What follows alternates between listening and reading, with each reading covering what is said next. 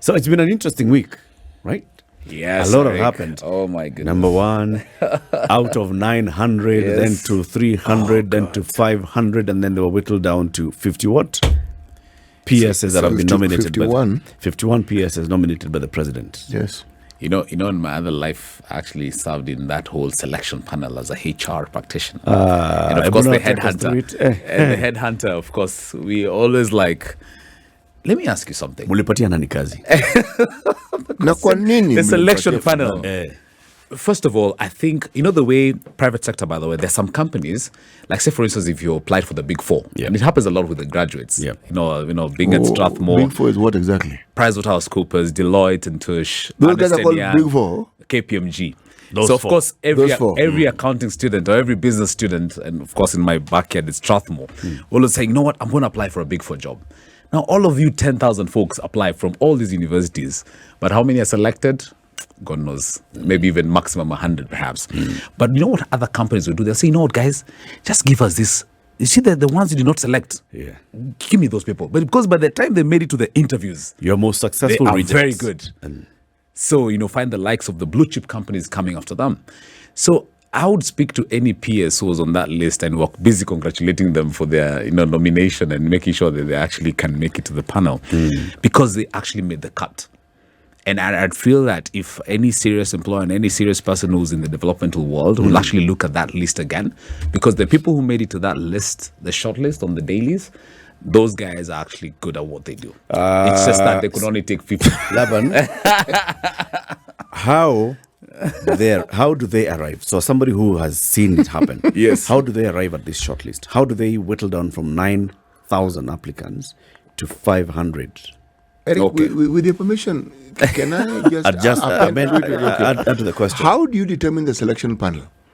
The selection panel. Okay, Yeah, so those yeah. are two questions. Okay. And I'll not speak, of course, on behalf of the Public Service Commission, but I'll speak on my, you know, HR practice. Okay, Number I'm one, it's a system. I'm still on that. Remember, when you're applying for this job, your CV needs to be, there's what they call, let me put it in layman terms, it's called like a machine-generated sort of a thing. By the time you shortlist, this is a whole, it's an internet sort of thing. They look at the job description, and they match it to the requirements. Now, your CV has to have aspects of the job that the system can easily pick up. Okay, some Because they're keywords. using a system. They're all the systems, and they can actually go in and say, you know what? I'm looking for a news anchor SpiceFM. What does a news anchor SpiceFM need to have?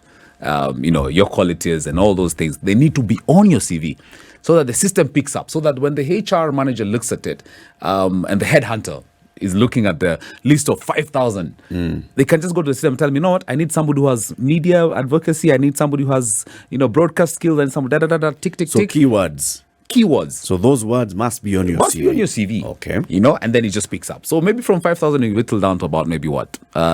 Maybe 1,000. for instance. So So that is, really, that is algorithm. just wait. Algorithms as well. Essentially, what Laban has just said, if I understand you Yeah. correctly, is that how you prepare your CV is what gets you shortlisted. How you prepare your CV, number one, yes. And how you also have your online presence. In fact, yesterday on the Headhunter Online show, presence. online presence, your LinkedIn profile, CT, I need to look at your LinkedIn profile. Why? Employers, headhunters, look at this gentleman called CT and say, you know what? Let me look at If his I'm not on experience. LinkedIn, then what Let happens? me If you're Google not it. on LinkedIn, well, Then I'm not getting that job. no. Well, if at this day and age, I know There's added advantage. your if- LinkedIn is your online CV. In fact, yesterday, So someone I should called go it, on to this LinkedIn. called it your digital currency. I Your see. LinkedIn is your digital currency. I see. So people are gonna say, the employer's gonna be like, okay, let me look him up, and then let's have a look at it. I'm talking about headhunters because you're looking at, you know, these jobs. And for instance, a PS job is really one that you really want to make sure you get the right people. So anyway, there's that private sector. I was speaking about private sector. Now let's go to public service. Congratulations to all the PSs who got nominated to come on board. I mean, we've mentioned the likes of Charles Hinger, Dr. Chris Kipto, a fantastic brain in government. I mean, this is a gentleman who was actually a CEO of Trademark East Africa, which is one of the best developmental partners with the UK aid and US aid funding. And now he's going to be sitting at Treasury. So I believe that, in fact, for me, if I'd put my money on any ministry right now, it'll actually be Treasury, because now you have a former central bank governor and you have a fantastic economist former who's trade and a industry professor PS. CS, and you have a doctor PS. It's going to be quite interesting. Bro, You know, those things are tofauti. No. I'm just saying, in terms of At least Dr. technical- Kipto has some there's knowledge. some bit of, running the bureaucracy of government. Let me explain why I'm saying what I am saying. Yeah. Okay. Academia, when it meets with the practicalities of political life and public service, believe me, they don't meet; they collide. There's a reality. These guys have been through the trenches. They have that, bro. Heading the central bank and being the minister for finance, two very different things. Yeah. Two extremely different things. I'm simply saying this, not because the individuals that we're referring to do not meet the master. No, that's not what I'm saying. Yeah. And I'm saying this specifically with reference to the place the economy finds itself in now and where we are at.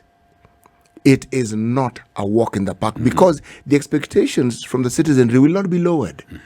They are not going to give you a pass. No. Then they want solutions today, not tomorrow, today. So I'm simply saying it is an extremely difficult thing. And where you're right is those qualifications help.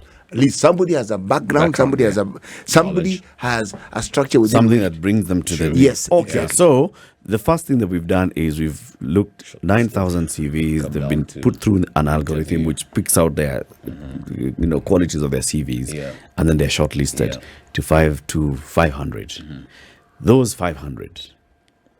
So I want to talk about something that you should not water down, and it's actually very serious, especially speaking to the headhunter people. These are the recruiters, basically. I'm basically a host and just asking them questions.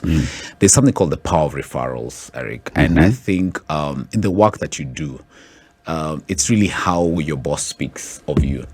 I'll be like, you know what? I really worked with so-and-so, and I need you to have them on this team.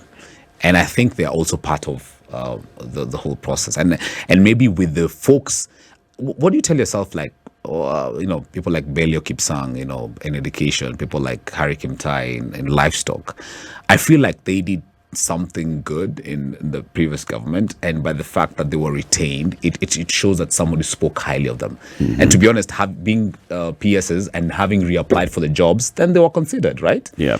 So forget the machines, forget the headhunters, that power referral and the beat about getting the job done. We're speaking about delivery. We're speaking about execution. We're speaking about loyalty. Those are not things that maybe are on your CV, but those are things people speak about on your side. I know very good folks who actually applied. And of course, speaking of the chief of staff, friends, I know the current chief of staff maybe at, Kenyans, of course, it's public information, applied, for the job of PS. He's a fantastic technical assistant to the managing director. Of course, his boss was recommended to be cabinet secretary and was appointed as cabinet secretary. But he did not make it through the PS, right? But these are folks who are actually good at what they do. So tie that into referrals. So the referral, it is who, in whose mouth are you, and is somebody speaking about you at the highest level possible. Okay. So not at the panel, it's beyond the panel. Because I'm looking at, for example, these interviews, the way they were conducted. The PSC broke itself down into 3 or 4 panels. Yeah. 3 members per panel, giving each candidate 30 minutes to come in and speak.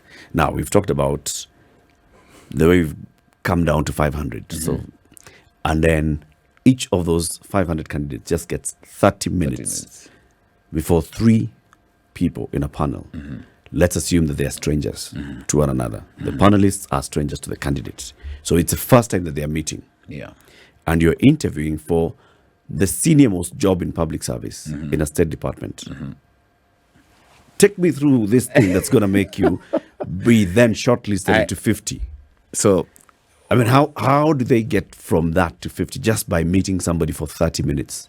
That's a hard task, to be honest. And I saw a tweet actually by Dennis Itumbi saying that, there's a whole pushback about regional balance. So, I mean, look, we've spoken about machines, we've spoken about referrals, we've spoken about being headhunted. Now there's this issue about in a state office, it's not just about getting the right CVs. I know there's usually the bit about balance, and there's a bit of having to show that all communities are actually represented in government. So I would not wish that, I'd not wish it away that, there's a whole, and then people have done the analysis and said, okay, how many people are from this region? How many people are from this region? How many people are from this region? Now, if you look at it in the in development world, it should not matter. It should not matter where you're from. But in a government office, and So where you are in this drawn particular case, conclusion, it does matter. It does. And that's why it was considered even in the shortlist. Yes. You made sure that in the shortlist you have There's people from across the country. diversity. Now, when they appear before the panel, is the first issue your home district, and then you can how just you get the job done. dressed, and whether you have answered the first two questions well, or what is it that is going to make this person actually put them from this list of 500 to a list of, let's assume that the president was given a list of 100. Yeah. And from that 100, he chose his 50. Okay? How do you get to that 100? To be honest, I don't know. I don't know. And in fact, if you notice the Public Service Commission, they have been quite, not very mean with information. I would say Yeah. they have been, just giving us updates on the papers. These are the people who've been shortlisted, and this is additional. Remember, there was an additional list. There was Do you remember the additional list? An Yeah. entire 100 people added to a list. Yeah, in fact, as we speak, you can see the likes of, Nixon Korir, Alfred Mutual, and I mean, there are people talking about them. Like, how did Nixon get shortlisted? Because they were in the amended, or it's in the amended list that came in. No, but let me ask you this question. This is something that you understand. You most certainly understand it far better than I do. No, because I actually don't understand this process. But the thing that is swirling in my head with reference to this is, you are talking about appointments, nominations in the public service by politicians. Okay? Everything we've mentioned so far, is that would you consider the things, the virtues and the qualities we're talking about, would you consider that to be their priority when they're considering these things? Because reality is, at the end of the day, with all the systems we speak of, political will trump all these things. Yeah. Let me refer you to the interview by the Deputy President, Rigathi Gachagua, at his home in Madeira. And this is something he was asked. He was like, why have you chosen to go to a different sort of folks? Now, the past administration relied a lot on the technocrats. You have the likes of people, say, for instance, you have a minister who worked at Google becoming your CS of ICT, for instance. But now you actually have a strategist who was working in the political office now becoming the CS. So I'm just putting it out there. He said one thing, that was the undoing of the past administration. And I'm quoting the Deputy President on this. Now, bringing into your point, remember we were speaking about loyalty? Now, if I look at the list from a journalistic perspective, I could actually put it as a reward for loyalists. Okay? When we're talking about Nixon Korir, I mean, the MP in Langata was running under UDA ticket, not getting the UDA ticket, and we said, you know what, don't worry, we'll still give you something as well. You're talking about CSs who ran for, women rep, who ran for governor and did not make it and were awarded. So I think there is, and this is not what I'm actually putting out there in terms of like the political will, indeed, but more than that, it's actually a loyalty to that, the appointing authority. To the appointing authority. That perhaps see, this is my point, Laban, because we focus on the political aspect of it, and it exists, and it sometimes takes away the conversation about these individuals and their actual abilities and qualifications. Okay? Because if you look at the choices, whoever is making those choices understands why they're making those choices. They may not necessarily tell you. So you can play a guessing game and you can become an analyst and give your view, but they have a very good reason. Now, politically speaking, it is simple and it's easy to justify a position by saying what someone previously did is what really it didn't work, blah, blah, blah, blah, blah, blah. But my view on this particular subject is that we have never really ever moved fully, despite the new constitution that we have, the 2010 constitution, from the understanding that our presidency is like an absolute presidency. This 2010 constitution, yes, it exists. It's like it escorts the presidency along. But by and large, what the presidency says is it at the end of the day. Yes. And so long as that, in my opinion, is the view we hold. The Constitution doesn't hold that view. No. The Constitution says we are the ones who have the mandate and the right as the citizens. Yes, but so long as we believe that, then even as we converse and we talk about the influences and rewarding loyalists, it is the norm in political regimes right around the world. It is not something that is unique to Kenya. So then, City. Yes. Should we go through this whole charade of asking people to send applications, blah, blah, blah, blah, if the president is going to make the choice anyway, based on his own political considerations? Yes. He's not going to be making those considerations based on, I don't know, you worked for the big four, you didn't work for the big four, you worked on the big four. He's not making those considerations. He's looking at, how do you serve my interests? Yes. So should we go through that whole process then? Yes, we should. Why? Because the very process that we are referring to shines a good spotlight on what it is you have that could serve his interest. Because from what Laban tells us, you go through a process and people get to know what you've done, what you can do, where you've been. Now, if I have an agenda, that information may not be at my fingertips. But in the interview process, if people have been given the mandate and said, look, this is what we're looking for, okay? It's not one thing. They must have this qualification because we need them to understand what they're doing. Then they must have this. Then the loyalty factor. You see, my point is loyalty plays a role, yes. But in speaking about it, we forget that some of these individuals, if not all of them, may actually be able to do what they're supposed to do. Qualified, that is, it's fine. Yes. But I'm just saying, my argument is that there is nothing in this process by the PSC that has actually tested whether they're qualified or how good they would be at their job. Nothing. From the first one, 9,000 people apply, and in 2 weeks' time, you've broken it down to 400, and then you add to another 100, you bring to 500, and then you tell them, go, enter that room and meet 3 people for 30 minutes and come out, and I'm going to determine that you can actually... Do you know the job of a PS? The importance. We've talked about the importance of a PS is the power of the pen. Yep. They actually in fact, are is not the even the CS. accounting. They are the accounting authority. This is the person whose signature will go onto a piece of paper and billions of shillings will be spent. Yep, I agree. Billions of shillings burst by their signature. You tell me that somebody can come into a room 30 minutes, you are a stranger. Yeah, Mr. Laban, you are from which county? Very good. So where have you worked before? What can you tell us about, I see you've been doing headhunter show. What can you tell us about headhunting in this 30 minutes? Do you have any question for us? Done. Thank you very much, Mr. Laban. It's and then that is enough I agree to with actually you. tell. I mean, if I went through the same process, to be honest, I'd be, and especially if I received the congratulatory message, because people have seen your name on the papers and then you've gone and faced the panel and you're not successful. But I'd still insist, I mean, to any folks out there who are looking to headhunt, I think that's a perfect list to look out for. There are really good folks out there you need to look at. But anyway, I want to advise. I'm telling the people that you're telling, ignore that list. No. Let me tell you why I'm saying ignore that list. Yeah. Those that were shortlisted to 500, yes, and they went into those rooms and they walked out, nothing. You will not get any information from the PSC that tells you, this person is actually very good. No, usually, no. I'm sure there will be feedback. From Trust who? me, there'll be feedback. Who will the feedback be given to? I'm sure. I mean, I'm not. Right, Laban, you're sure? We also want to be sure. To the folk. I mean, it happens with the interview. Thank you for attending the interview today. I mean, I'll be sorry. We regret to inform you, even if it's machine generated, we regret to inform you that you are not successful. Feedback. Precisely, that's not feedback. That's not feedback. At least you're telling somebody in the private sector, if you're looking for a good person who can be an administrator in your office, who could be a CEO, because a PS is a CEO, who could be a CEO for your organization. Look at this list. There's nothing that the PSC will give you from that list. They'll not tell you these are their competencies. This is what they are good at. They will have nothing. They did not. One interview for 30 minutes does not produce anything. Gentlemen, just speaking about hiring, I just need to bring us up to see some breaking news.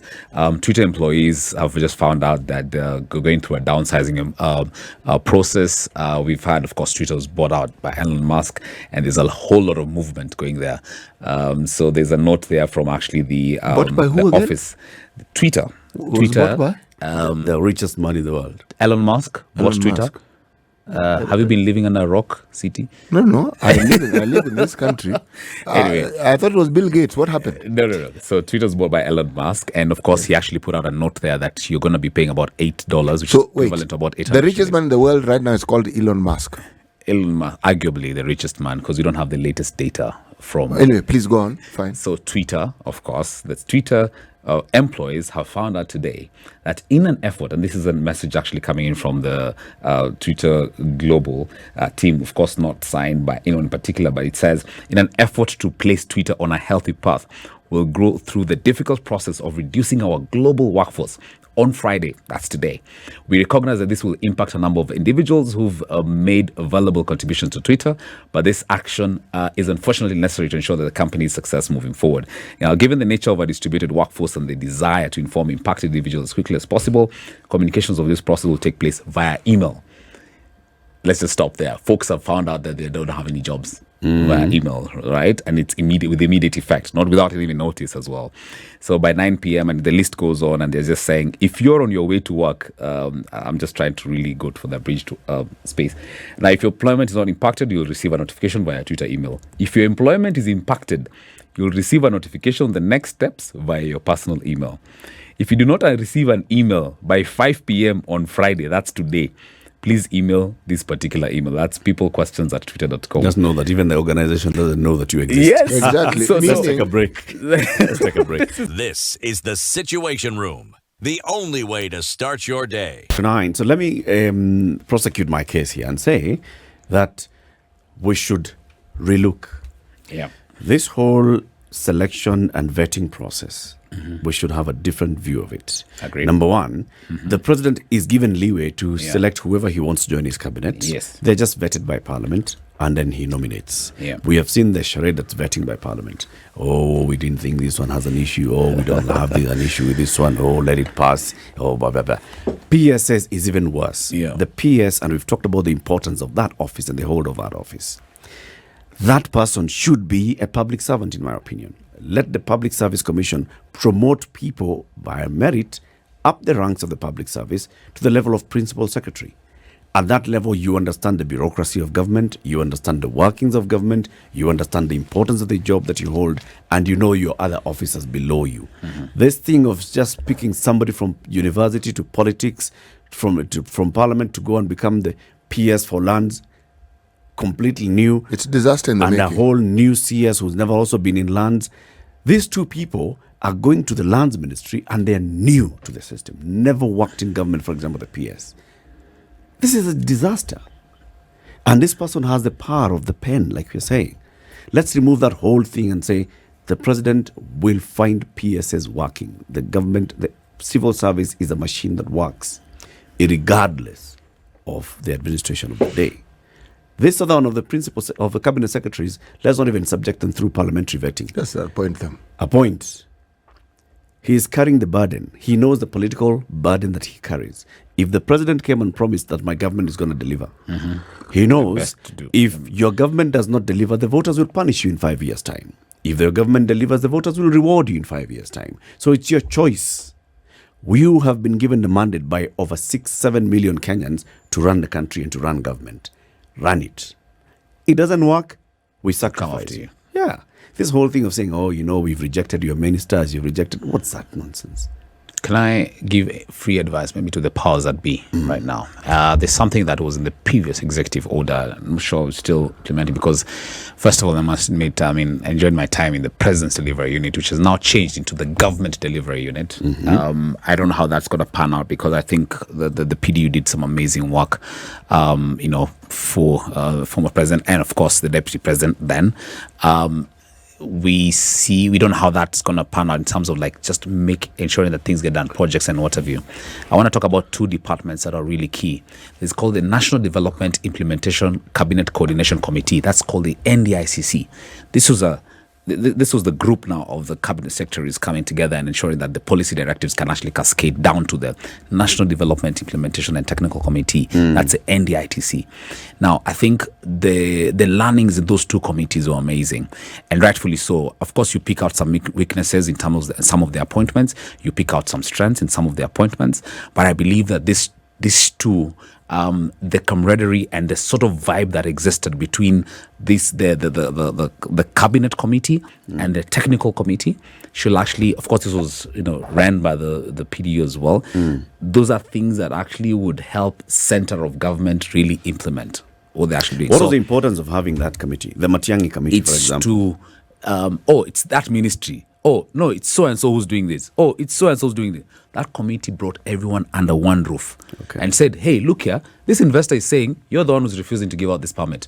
You're the one who's supposed to do this. So in one sitting, you thrash out agenda. You know the way, and sorry to say, and I really feel bad for Kenyans who have to go to this office, then they're taken to that office, then they're taken to that office. Now, there's a whole of government approach. That center of government approach, I feel it's a concept. That deliverology goes around our African continent, things will really get done. But you know something, Laban, You know? if you consider what Eric was saying, when you have a civil service that is permanent, as this one used to be, Yeah.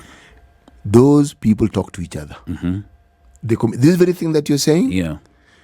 they will know if there are issues here. We will talk to and the associations that get them to talk to each other existed. Yeah. But with every electoral cycle, you bring in new people. What do you think you've just created?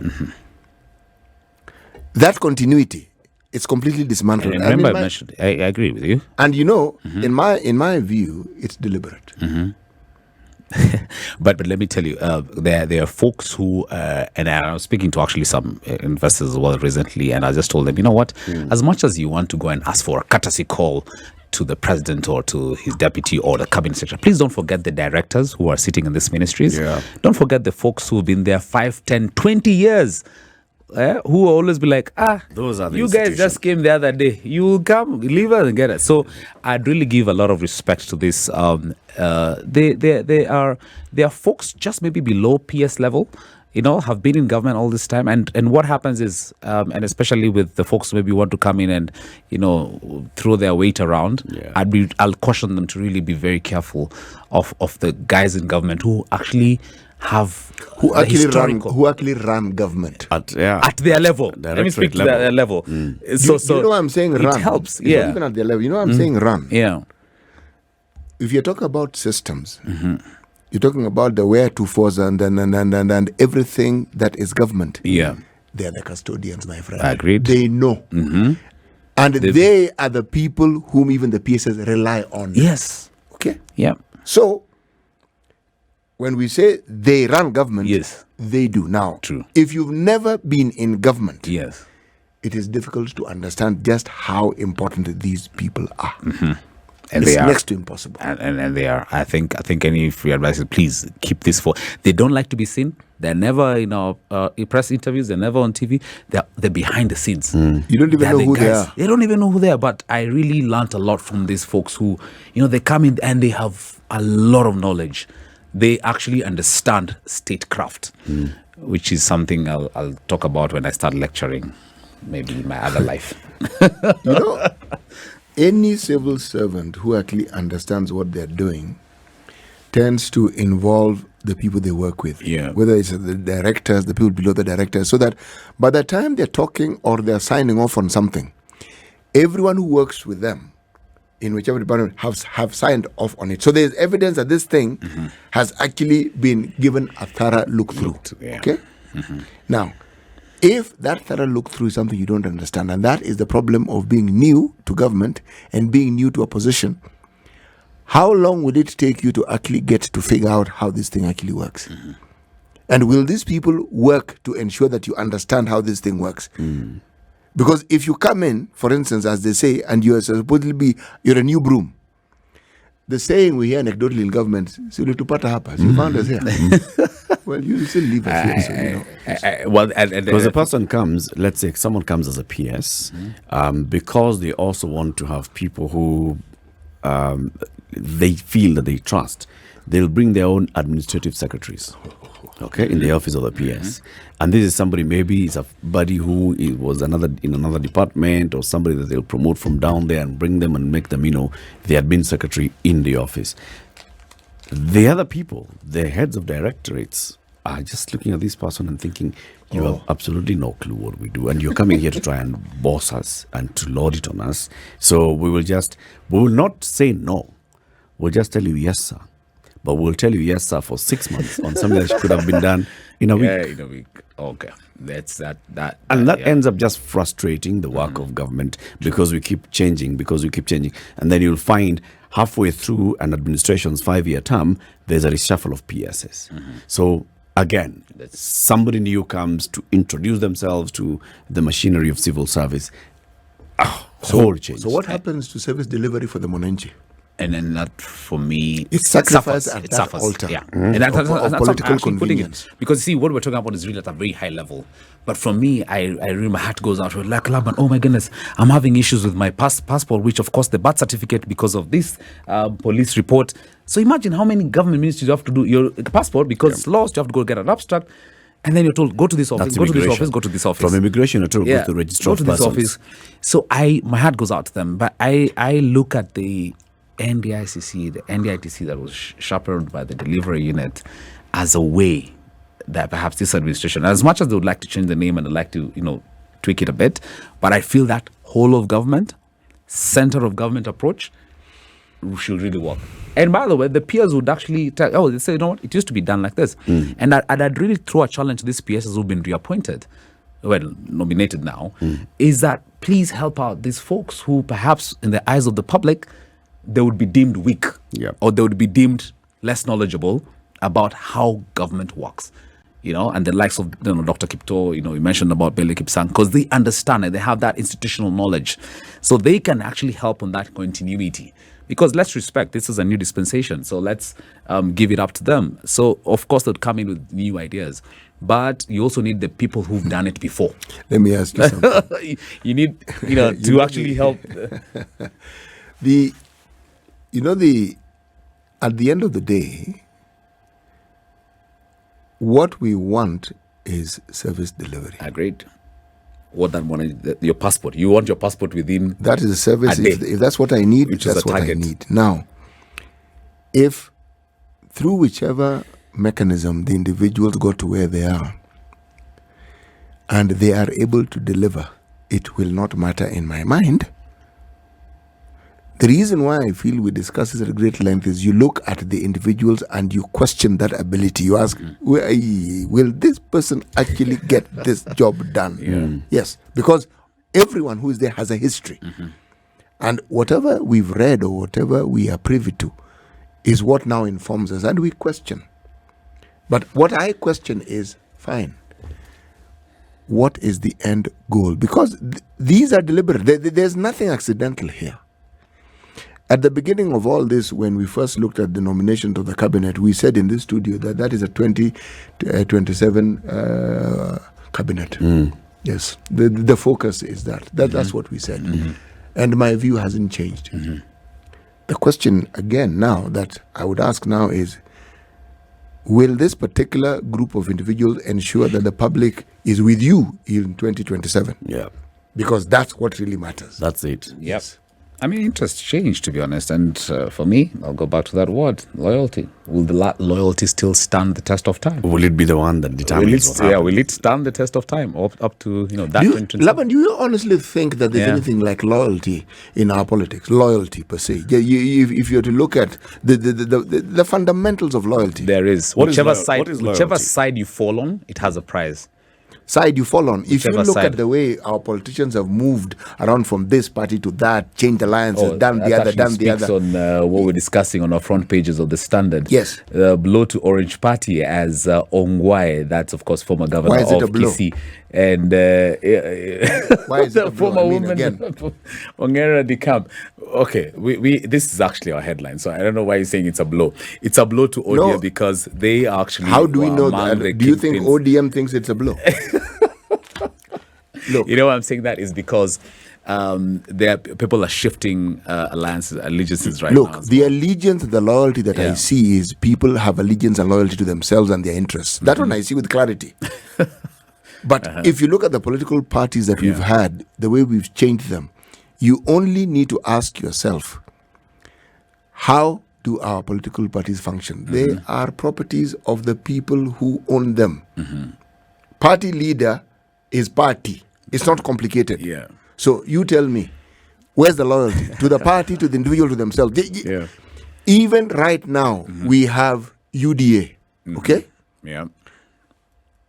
Formed just the other day here, cobbled up just the other day. Like many other parties that were cobbled just the other day. And they're part of a history to the point where you can't even remember which party is which one. Yeah. Okay? Yeah. For all you know, come the next election, there may be Banana Republic Party, and that will be the party that is unifying everybody. So, where is the loyalty? Beyond their personal interest, where is the loyalty? Agreed. And that's what I'm saying. For the That oath of office that Yeah. people take, Yeah. they swear. Do you think people pause for a second and actually internalize what Yes, they're saying. what they actually say? What they're doing, Because yeah. their actions belie that completely. Because someone swears, and if you are to have a conversation with this individual, realize, my goodness gracious me. Hey. Yeah. The guy just went, this individual just went through the process. So are you saying there's no loyalty at all? I am saying there's loyalty to oneself in the Self-interest. political realm. So loyalty is completely selfish. It is self-centered. It is self-seeking. When it isn't, then the changes we keep speaking about, we will see. Being loyal to your party is useful. It is necessary. Being loyal to your party leader is useful. It is necessary. For the time being. Yes. As long For as the it's time that serving it you. suits your your interests. If you're a politician, your loyalty should be to serving your people. Because that's what got you there in the first place. Yeah. The hope that people have that you will serve them is what got you there. The hope. Yeah. Now, we unfortunately deal with the currency where that is often the subject, or when we discuss it, it's with pain.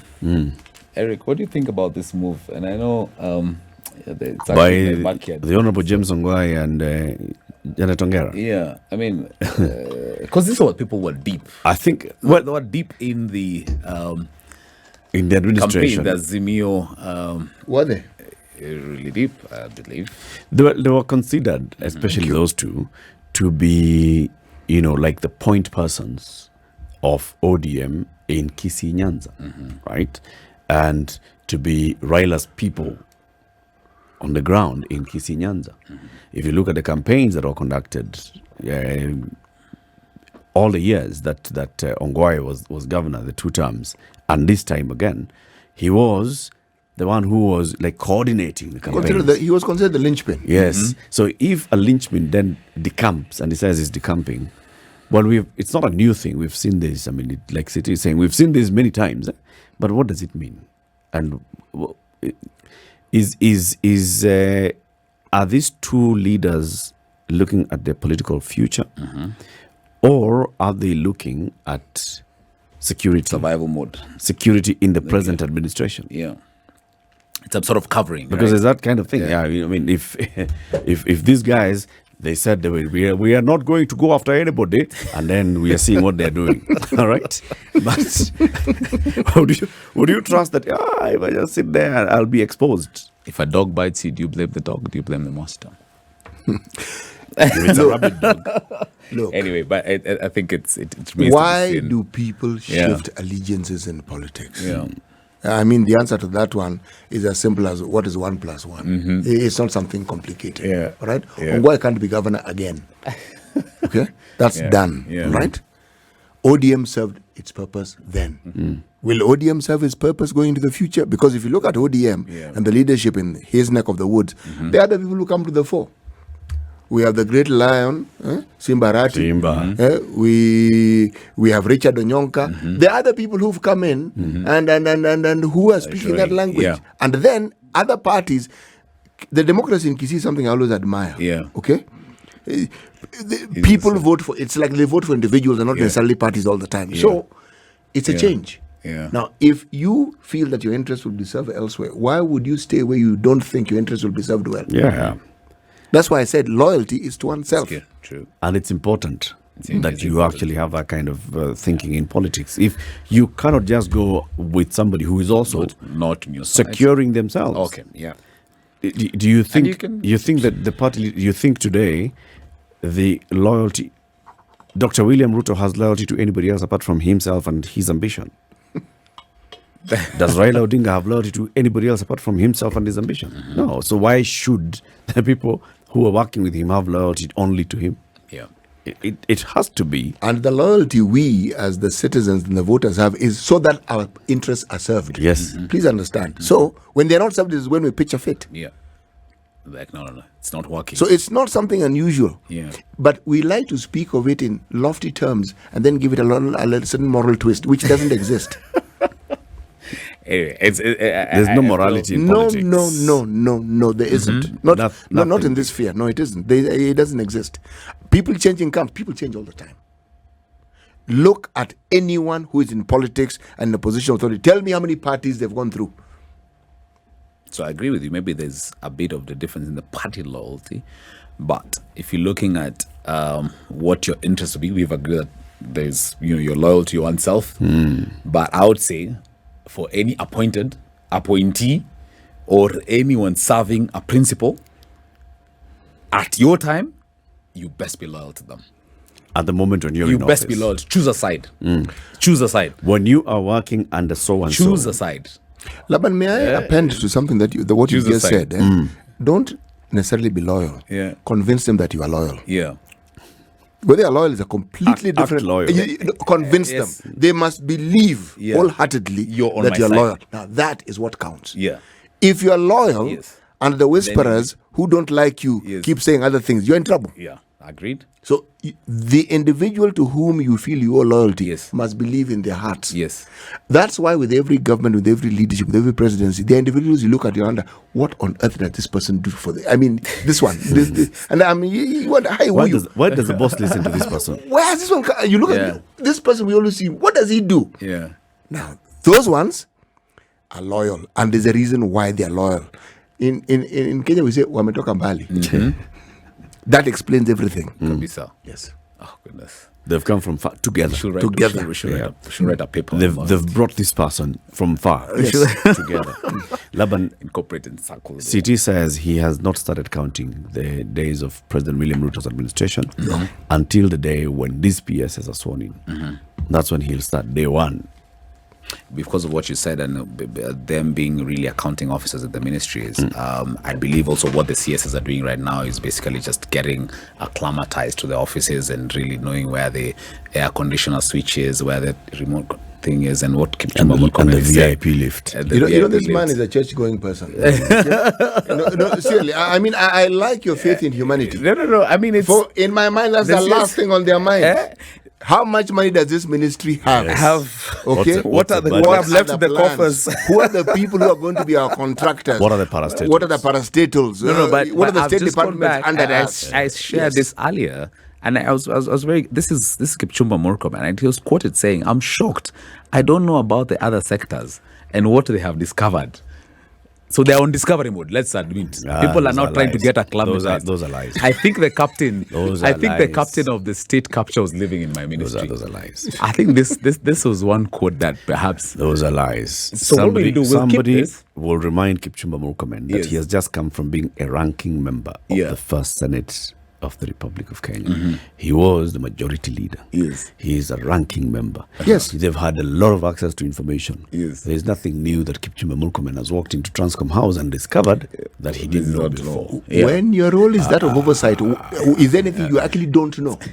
So what we're saying, we'll keep this quote up until then when he is just going to be, in the next dispensation, for instance, and we don't know how long that will be. No, he's told us he's looking for the SGR contract. We are not waiting for the next dispensation. Yes. Let everybody come in. Let these ducks be in that row. Okay? Yeah. Then we will look at what they do Yes. and how they perform. Yeah. That's it. That's all, eh? That's it. Right, I mean.